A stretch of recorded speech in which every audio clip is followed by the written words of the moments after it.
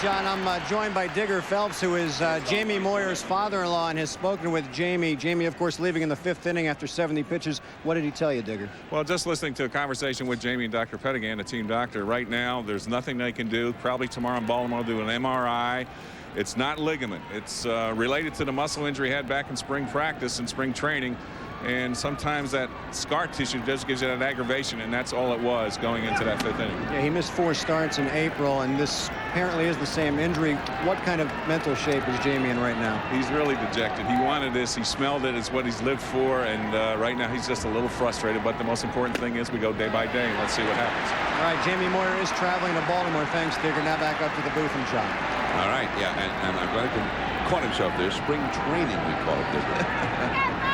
Spring practice is what they do at college, right? Yeah. Their basketball program. Yeah. 1 ball, 1 strike to Mike Bordick. Just missing 2 balls and a strike. Well, that's the Digger you were talking about, right? Yeah. Oh, okay. He used to coach at Notre Dame. I thought he was a broadcaster. Oh. Maybe I'm still mixing him up. Maybe before he was a broadcaster. Where's Dickie V when we need him? And that's ball 3. 3-1. Now, this is not a guy you want to walk. He's not a home run threat. The man on deck is definitely a home run threat, Brady Anderson. Bordick has really hurt the Mariners in the 2 games of this series with his bat. Now he's got a chance to hurt them because Ayala could not throw him a strike. And this is what I was talking about with Ayala. I mean, he threw to Webster. He looked like, you know, the greatest pitcher in the league. And then he comes right back to Bordick, and he walks him on 4 pitches. I mean, 5 pitches. I mean, it wasn't even that close. So that's part of the problem. He can be a little erratic at times. Well, Bordick last night had that big double, driving a run for the Orioles against Randy Johnson. Had 2 hits altogether. In this game, with 2 down and nobody out of the 5th inning, Bordick got a single against Jamie Moyer. That started that 2-run rally that Alomar cashed in with a double. Now Bordick, with 1 out, has walked here in the 7th. Brady Anderson is up. Ball 1. Anderson is driving to short, out to first, and he walked as the final official batter faced by Jamie Moyer. Before he left the game, he did throw 1 more pitch to Alomar before he departed with a sprained left elbow. Change up. Now Wilson asks for timeout. He's going to go talk to Ayala, who has fallen behind Anderson here, 2-0. Well, he's shown you that he does have good stuff, but it doesn't do any good if you don't throw strikes with it. You cannot throw strikes with it. It doesn't do you any good, but he does have good stuff. Ayala, 96 and 2/3 innings in the regular season, walked 41. And not just the walks, but sometimes he didn't get the pitches always where he wanted them. He gave up 14 homers in 96 innings. That's a huge home run total for a relief pitcher for that many innings. Well, he's in a 2-0 count, which is a dangerous count for a guy like Brady. Strike to the outside, and Brady's going to talk to Dale Ford about that one.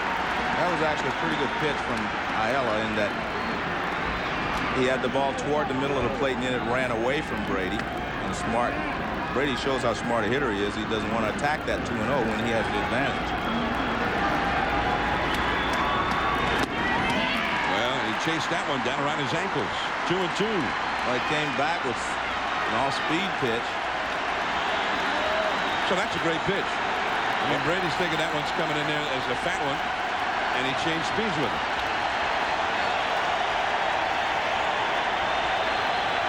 2-2 to Brady Anderson. 59,309. The paid crowd here today. That one is in a long way to right field. Buehler is back. It is gone into the home run porch, and now a shock has set in at the Kingdome. It is 5-2 for the Orioles. Brady Anderson has hit the big home run on the big wall in right field. Only 312 feet to the foul pole in right. And it is 5-2 for the Orioles. And listen to this, Joe. I mean, this place sounds like somebody had just passed away here. That's a high fastball right out over the plate, and Brady drills it. It was more of a line drive than anything else. Dave Buehler trying to decoy, but didn't come back. Alberto Alomar had one of the big hits for the Orioles, the 2-run, 2-out double with 2 strikes in the 5th inning to put them ahead. Now Brady Anderson with a 2-run homer, taking advantage of the friendly home run confines of this ballpark. And Griffey has that one. Well, it just proves a point. You know, it happened last night to Randy Johnson pitching from behind against these veteran hitters who are smart. And he walked Bordick, and then he comes back, falls behind Brady Anderson. And so Brady takes advantage of him as well. You just cannot pitch from behind against veteran hitters because they know how to take advantage of those types of pitches, crooked pitches. Here is B.J. Surhoff. Baines and Anderson have homered in this game. 5-2 for the Orioles in the 7th inning. So Ayala, we had mentioned, 14 home runs allowed in 96 of the 3rd innings in the regular season, and he gives up a huge one here to Brady Anderson. A kingdom home run. 1 ball and 2 strikes now to Surhoff. Unlike the Houston Astros, who lost 2 in a row in Atlanta this week, and the San Francisco Giants, who lost 2 in a row in Florida, the Mariners, they're leaving home after today. Both the Giants and the Astros at least are going home now.